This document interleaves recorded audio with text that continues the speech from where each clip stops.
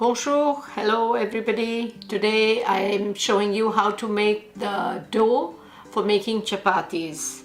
Aujourd'hui, je vous montre comment faire la pâte, comment préparer la pâte pour faire des chapatis. J'ai utilisé la farine pour les chapatis que je trouve ici dans les épiceries indiennes.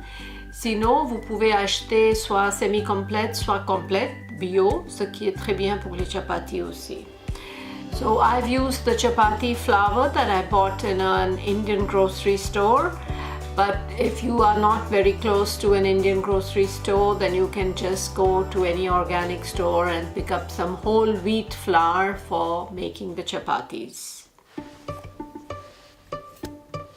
I am using 1 cup of whole wheat flour and about half a cup of lukewarm water. The quantity of water can change according to the type of flour used. J'ai utilisé une tasse d'environ 110 g de farine semi-complète et une demi-tasse d'eau tiède. La quantité d'eau change selon le type de farine qu'on utilise. Combine the flour and water and bring it all together and then start kneading it. Mélangez l'eau et la farine, faites une boule et ensuite commencez le travail de pétrissage. I used a couple of teaspoons of oil in the end to make the dough smooth. Let the dough rest for at least 10 to 15 minutes before making the chapatis. J'ai utilisé 2 cuillères à café d'huile pour avoir une pâte lisse.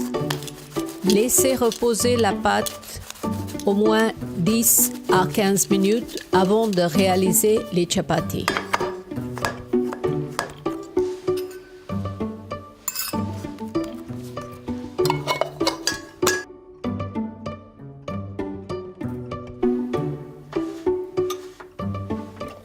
Take some dough the size of a golf ball, flatten it lightly in the wheat flour before rolling it.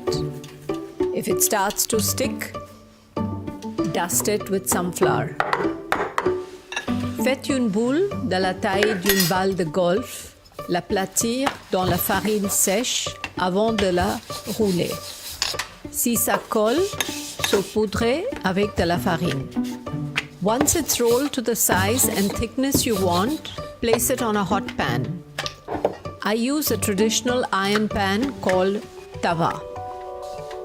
Une fois que le chapati est roulé, déposez-le sur le poêle bien chaude. J'utilise une poêle traditionnelle en fer qui s'appelle un tava. When you start seeing small bubbles popping up and turning slightly golden brown, flip it over. Quand vous commencez à voir des petites boules dorées, retournez le chapati. On an induction stove, increase the heat and make the chapati puff up on the pan by lightly pressing upon it with a napkin or a spatula. On a gas stove, puff the half-baked chapati by holding it with tongs on the gas flame for just a few seconds. I have an electric stove here which works almost as well as the gas stove.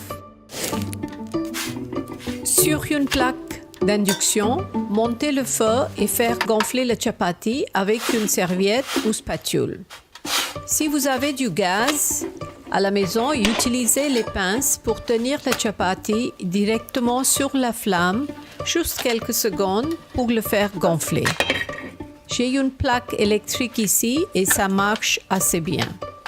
The trick is to make the chapati puff up in the least amount of time, otherwise it will dry up very quickly and turn hard.